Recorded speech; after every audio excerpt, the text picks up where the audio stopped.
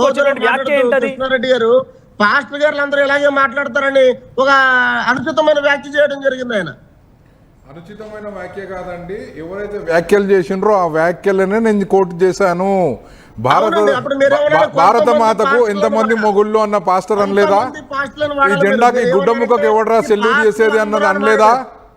మీరు చెప్పండి, భరతమాతకు ఇంతమంది మొగుళ్ళు, భరతమాతకు ఇంతమంది మొగుళ్ళు అని ఒక పాస్టర్ అన్నారా అనలేదా? నేను మాట్లాడింది ఇండివిజువల్ గా పాస్టర్ మాట్లాడిన మాటనే కోట్ చేయడం జరిగింది. భరతమాతకు ఎంతమంది మొగుళ్ళు అని అడిగారు, ఆయన పాస్టరా కాదా? ఈ గుడ్డకు ఈ గుడ్డ ఇదేంట్రా, గుడ్డ ముక్క దీనికి సెల్యూట్ చేసడం ఏంద్రా? మీరు మాట్లాడుతున్నప్పుడు నేను ఏం మాట్లాడలేదు. ఇట్లా మాట్లాడిన వాళ్ళందరూ కూడా పాస్టర్ అని చెప్తున్నాను నేను. మనోజ్ గారు మాట్లాడండి. ఆయన మాట్లాడని చెప్పి నేను మాట్లాడలేదు. ఈ రోజున ఏమైపోతుందంటే కొంతమంది బయలుదేరి మత విద్వేషాలను రెచ్చగొడుతూ ఈ మత విద్వేషాలను రెచ్చగొట్టి ప్రజల్ని అయోమయంలో నెట్టేస్తూ వారు క్యాష్ చేసుకుంటున్నారు. కరెక్టే అండి, శాలం రాజు గారే మత విద్వేషాలు రెచ్చగొడుతున్నారు. దానిని ఖండించడానికి వచ్చాం మేము. ఒక వాయిస్ తీసుకొని రాలేదు. క్రిస్టియన్లందరూ క్రిస్టియానిటీ మీద, పాస్టర్ల మీద, చర్చిల మీద నేనేం కొత్తగా అలిగేషన్ చేయట్లేదు. ఏదైతే దొరికిందో, ఏదైతే చేసిండ్రో, ఏదైతే రిజిస్టర్ అయిన క్రైమ్ ని మాత్రమే ఉదాహరించాను నేను రాలేదండి. మీ వైపు నుంచి వచ్చిన దానికి నేను డిఫెండ్ చేస్తున్నాను. ఈ రోజు మన అఘోర అనేటువంటి ఒక వ్యక్తి వచ్చి ఒక అమ్మాయిని తీసుకెళ్తే వాళ్ళ తల్లిదండ్రులు, వారి తల్లి, వారి సహోదరులు చాలా దారుణంగా మా కుటుంబాన్ని మాట్లాడడం జరిగింది. ఆ అఘోరి ఎమ్మడి ఎవరు ఏ హిందూ సమాజం లేదు ఆవిడ వెంట. తప్పు చేసిందని భావించి అరెస్ట్ చేసి జైల్లో వేశారు. జైల్లో ఉంది ఇప్పుడు ఆవిడ. చాలా అయిపోయిన తర్వాత, ఘోరం జరిగిపోయిన తర్వాత, ఒక కుటుంబం కాదు, ఇద్దరు ఆడపిల్లల జీవితం నాశనం అయిపోయిన తర్వాత జైల్లో వేశారు. అగారాలను వాడుకున్న వాళ్ళు కూడా ఉన్నారండి. అగారాలను వాడుకుని మతపరమైన విద్వేషాలు రగిలించాలని చూసిన వాళ్ళు ఉన్నారు. మతంలో ఉండే తప్పుల్ని ప్రశ్నిద్దాం. ఈ రోజు ఒక చక్కటి ఒక వేదిక మనకు వచ్చింది. ఏంటంటే మరి స్త్రీలను ఏ రీతిగా అయితే మనం గౌరవించాలో, మరొకసారి మన బ్యాక్ టు మన యొక్క సాంప్రదాయాలకి, స్త్రీల పట్ల మనం ఎలా ఉండాలో, అది ఏ స్త్రీ అయినా కానీ మతానికి కాదని చూడొద్దు, మనిషిని మనిషిగా చూడండి. ముందు హైందవ స్త్రీలేమో ఒకలాగా అలా చూడొద్దు. మీరు మీ వైపు నుంచి ఎవరైతే తప్పు చేస్తారో ఏమైనా కానివ్వండి, ఒక మతానికి సంబంధించిన వ్యక్తులు మత విద్వేషాలు రెచ్చగొట్టే విధంగా తప్పు చేశారు, వాళ్ళు సమర్థిస్తూ వస్తూ ఇంకా తప్పును పెంచేస్తున్నారు. సమర్థిస్తూ వచ్చి ఇంకా తప్పును పెంచేస్తున్నారు. స్త్రీల మీద ఎటువంటి మాటలు మాట్లాడుతున్నారు అవి కూడా మనం ఖండించాలి కదా. అదే అంటున్నా మీ వైపు నుంచి ఎవరైతే తప్పు చేసుకుంటూ వచ్చారో ఆ తప్పుని ఇంకా సమర్థించి వాళ్ళు ఇంకా తప్పుని పేరెత్తుతున్నారు, ఇంకెక్కువగా పెంచేస్తున్నారు తప్పుని. మాట్లాడినప్పుడు అది ఏ మతానికైనా వర్తిస్తుంది. మనోభావాలను గుర్తించడం లేదు. ఈరోజు శాలం రాజు గారు మాట్లాడిన తప్పే. ఆయన పువ్వుల గురించి ఆయన చెప్పేటువంటి ఆ యొక్క క్రమంలో ఆయన వాడిన పదజాలం తప్పు. ఒక్క నిమిషం, మిమ్మల్ని యమునా పాట గారు క్వశ్చన్ అడగాలనుకుంటున్నారు, వినండి. పలానా చోట అక్కడ కొంటారు కొండి అంటే అక్కడ కొనే వాళ్ళందరినీ కించపరిచినట్టే కదండి. అది చాలా దుర్మార్గం. పాస్టర్ గారు తప్పండి. నేను అదే చెప్తాను మేడం. శాలం రాజు ఏం సపోర్ట్ చేయట్లేదు. అహంకారం ఎవరిలో ప్రవేశించిన అది అగైన్స్ హ్యూమానిటీ. మహిళల్ని కించపరిచే ధోరణి అందరిలో ఉందండి. వ్యతిరేకం, ఆధిపత్య భావజాలానికి నిదర్శనం అనేది మనం ముందు గుర్తించాలి. ఒక్కసారి మీరు రాగండి. పాస్టర్ గారు మిమ్మల్ని క్వశ్చన్ అడగాలనుకుంటున్నారు యమునా పాట గారు. మీకు పాస్టర్ గారు ఇక్కడ ఒకటే ఒక ప్రశ్న. మీరు ఒక పాస్టర్గా మీ తోటి ఇంకో పాస్టర్ గారు ఇలాంటి వ్యాఖ్యలు చేశారు, మీరు దాన్ని ఖండిస్తున్నారు. కానీ ఈరోజు మీరు ఇప్పుడున్న మీ మతంలో ఉన్న వాళ్ళందరికీ మీరు చెప్పాలంటే వారికి శిక్ష పడాలనా వద్దా? తప్పు చేసిన వాళ్ళకి శిక్ష పడాలనా వద్దా? క్షమాపణ చెప్పాలి, శిక్ష పడాలి అనేది ఈరోజు మహిళా లోకం కోరుకుంటోంది. మతానికి సంబంధం లేదు, ఇక్కడ మహిళా లోకం కోరుకుంటుంది. దానికి మీరు పాస్టర్ గారుగా ఎంతో మందికి ప్రబోధనలు చేసే మీరు ఏం చెప్తారు? ఖచ్చితంగా నేను మీతో ఏకీపిస్తున్నాను. ఒకవేళ నిజంగా ఆయన ఉద్దేశపూర్వకంగా అటువంటి మాట ఆయన మాట్లాడారు అని మనం ఒకవేళ మనం ఒకవేళ చట్టాలు కనుక నిరూపించినట్లయితే ఖచ్చితంగా చట్టం తన పని తాను చేసుకుంటదండి. పోనీ మీకు అనిపించిందా? కానీ అదే చట్టము, మీకు నిరూపణ అనిపించిందా? అదే లా, అదే చట్టము, అదే నియమ నిబంధనలు క్రైస్తవుల స్త్రీల పట్ల అన్యాయంగా మాట్లాడిన వారికి కూడా శిక్ష పడాలి అని అంటున్నాను. ఇక్కడ క్రైస్తవ స్త్రీలా హిందూ స్త్రీలా కాదు, స్త్రీల మీద వారు చేసిన వ్యాఖ్యలు. అటువంటి వ్యాఖ్యలు మాట్లాడిన శిక్ష పడాలి. Yes, మీరు అంటుంది నిజమే. వారు శిక్ష పడాలి. అది క్రైస్తవ స్త్రీలా హిందూ స్త్రీలా లేకపోతే ఇంకే స్త్రీ కాదు, ఎవరైనా కూడా స్త్రీల గురించి మాట్లాడుతుంటే శిక్ష అర్హులే. ఖచ్చితంగా మీతో ఏకీపిస్తున్నాను. రైట్, చూడండి సంజయ్ గారు. అక్కడ ఉన్న ప్యానలిస్టులకు ఒక ప్రశ్న.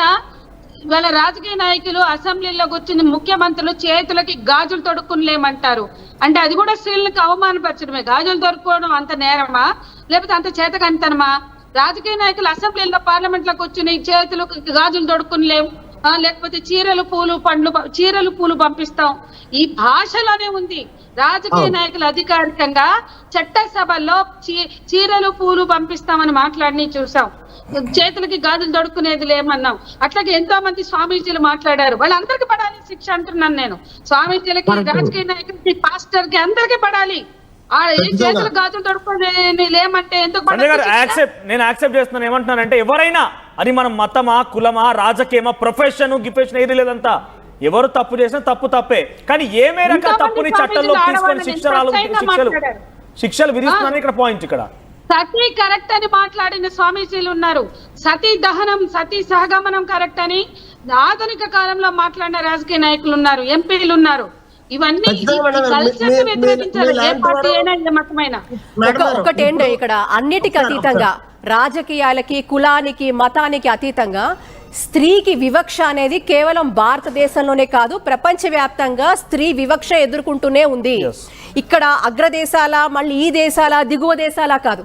ఎందుకంటే కొద్దిపాటి పరిజ్ఞానంతో ఉన్న మనము వెళ్ళినప్పుడు, నేను ఆస్ట్రేలియాకి వెళ్ళినప్పుడు ఒక అడ్వకేట్, ఒక అటార్నీ చెప్పారు, abuse, verbal abuse, physical abuse, ఓకేనా, ఇమోషనల్ అబ్యూస్, ఇది మహిళ పట్ల మతానికి, ఇది మైండ్ సెట్ అంటాను. ఇది ఒక మైండ్ సెట్. మహిళల పట్ల చూపిస్తున్న ధోరణి అనేది కేవలం ఒక వర్గానికో, కులానికో, మతానికో, ప్రాంతానికో, భాషకో పరిమితం కాదు. అమెరికా లాంటి దేశాల్లో కూడా ఎంతో మంది మహిళలు వివక్షకు, డొమెస్టిక్ వైలెన్స్ కి, అబ్యూస్ కి, ఫిజికల్ అబ్యూస్ కి గురవుతున్న వాళ్ళు. Not only emotional abuse or verbal abuse, ఒక ఫిజికల్ అబ్యూస్ కూడా మహిళ గురైతుంది. అది ప్రపంచవ్యాప్తంగా జరుగుతోంది. దానికి కారణాలు ఏంటంటే మళ్ళీ యాటిట్యూడ్ అండి.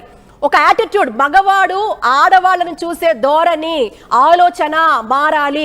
మళ్ళీ మనం దానిలోకి వెళ్తే మళ్ళీ చెప్పుకోవాలి, మన పేరెంటింగ్ బాగుండాలి, చిన్నప్పటి నుంచి అబ్బాయిని ఎలా చూస్తామో అమ్మాయిని ఎలా చూడాలి, వివక్ష ఉండకూడదు, ఈక్వాలిటీ ఉండాలి. ఇవన్నీ మన బ్రాటప్ లో, చేంజెస్ లో మనం చూస్తున్న ఇంట్లో పిల్లలు, మన ఇంట్లోనే పిల్లలు అమ్మని ఎలా చూస్తారు, అమ్మని ఎలా చూడాలి, నాన్న తిడుతూ ఉంటే అదే ఆ పిల్లవాడు కూడా అదే నేర్చుకుంటాడు. సో ఇవన్నీ బిహేవియరల్ చేంజెస్ ఎప్పుడు వస్తాయి?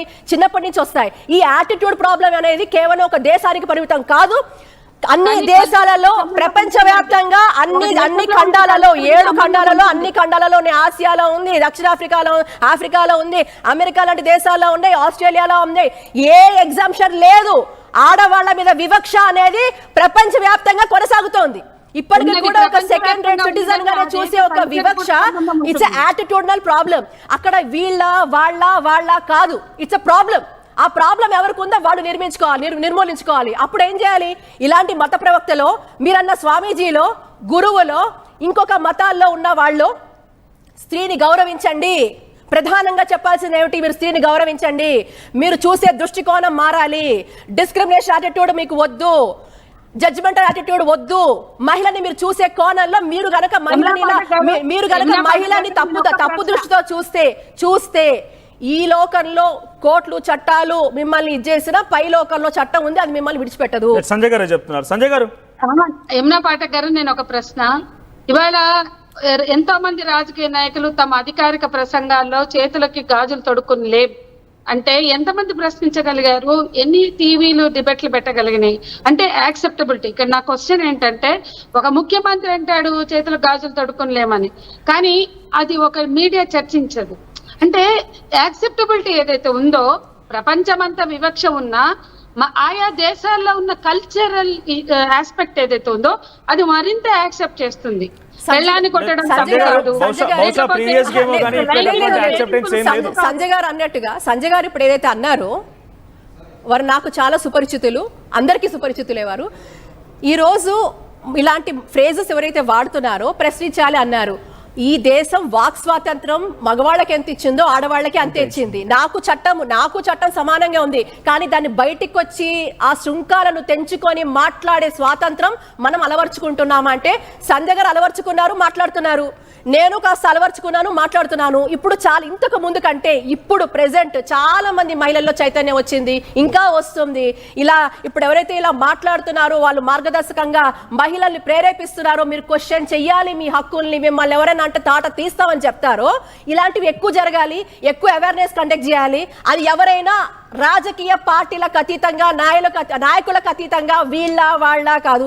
ఈరోజు బీజేపీ అనో, కాంగ్రెస్ అనో, లేకపోతే ఎంఐఎం అనో, లేకపోతే ఇంకేదో పార్టీ, ఇంకో రీజనల్ పార్టీ అనో, ఏ పార్టీ కాదు. అందరం ఈ దేశంలో ఉన్న ఇర్రెస్పెక్టివ్ ఆఫ్ ఇట్ పార్టీలను ప్రత్యేకంగా చెప్పాల్సిన అవసరం లేదు. అదే పార్టీలో మహిళలు ఉన్నారు, వాళ్ళు కూడా అడగాలి, ప్రశ్నించాలి. కాబట్టి ఇక్కడ పార్టీలని కాదు, ఈ దేశంలో ఉన్న వాళ్ళు, సరే ఈ దేశం గురించి మాట్లాడు, పార్టీలకైనా అసలు ఎప్పుడైతే అధిక సంఖ్యలో ప్రజలు అభిలాషిస్తారో, ఆకాంక్షిస్తారో, మనకి ఏది కావాలని అడుగుతారో ముక్త కంఠంగా అదే చట్టం అవుతుంది, అదే శాసనం అవుతుంది.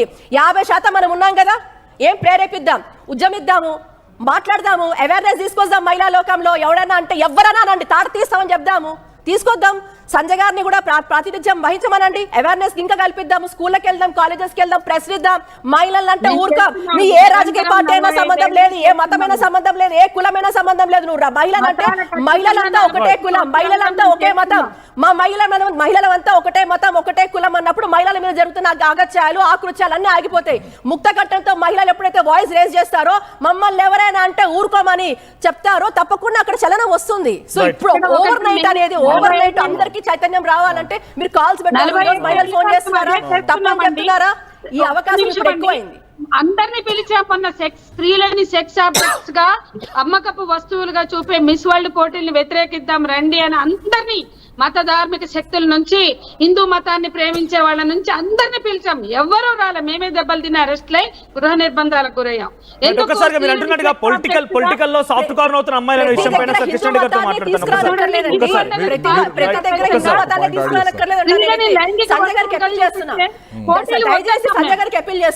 హిందూ మతమో లేకపోతే ఒక పార్టీనో పదే తీసుకురాకండి, తీసుకొస్తే అన్ని పార్టీలు మాట్లాడండి, అన్ని పార్టీలు చెప్పండి, అన్ని పార్టీల మాట్లాడండి, అందరి గురించి చెప్పండి. ఇప్పుడు డీవియేషన్ ఎందుకు వస్తుంది? పాస్టర్ శాలేం రాజు గురించి మాత్రం మాట్లాడదాం. ఒక్క నిమిషం అండి దయచేసి. యూకే నుంచి వచ్చిన పోటీలు అవి, యూకే నుంచి వచ్చిన పోటీలు. మన అవుట్ ఆఫ్ కాంటెంట్ వెళ్తున్నాం. ఒకసారి అన్నట్టుగా పొలిటికల్ గా కూడా మహిళలు సాఫ్ట్ కార్నర్ అవుతున్న విషయం పైన కృష్ణారెడ్డి గారు నిజంగానే పొలిటికల్ గా కూడా మహిళలు సాఫ్ట్ కార్నర్ అవుతున్నాం అంటే కొన్ని టాపిక్ డిబేట్ అవుతున్నాం. బట్ ఆఫ్ కోర్స్ నిజంగా ఇక్కడ టాపిక్ వచ్చింది కాబట్టి అటువంటి చర్చలు జరుగుతున్నాయి కొన్ని సందర్భాల్లో కూడా. ఒక పాయింట్ యాడ్ చేస్తాను, ఇందాక మీరు చెప్పిన దానికి, యమున పాఠక్ గారు చెప్పిన దానికి. ఇప్పుడు యూకేలో, ఆస్ట్రేలియాలో, అమెరికాలో అన్ని చోట్ల కూడా మహిళలను చిన్న చూపు చూస్తూ ఉన్నారు, లేకపోతే సంధ్యక్క గారు చెప్పినట్టు అబ్యూస్కి గురవుతున్నారు, వాళ్ళ మీద లైంగిక దాడులు జరుగుతూ ఉన్నాయి, వాళ్ళను ఒక సెక్స్ బానిసలుగా చూస్తున్నారు, ఇంకోలాగా చూస్తున్నారు. దీనికి అంతా కూడా మరి మా దగ్గర ఎందుకు ఇది లేదు? మా దగ్గర ఉందా? కానీ ఎత్ర నార్యంతు పూజ్యంతే రమంతే తత్ర దేవత అని చెప్పింది కేవలం నా ధర్మం మాత్రమే. ఆత్మావత్ సర్వభూతేషు మాతృవత్ పరధారేషు అని చెప్పింది కూడా నా ధర్మమే. పక్క స్త్రీలలో తల్లిని చూడమని చెప్పి నేర్పించింది నా ధర్మమే.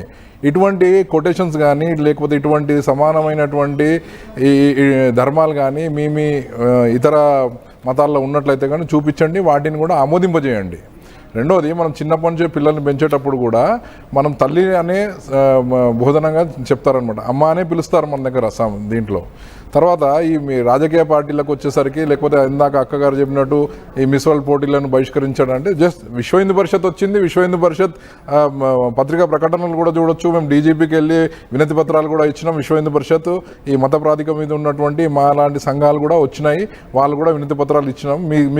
మీకు వచ్చినటువంటి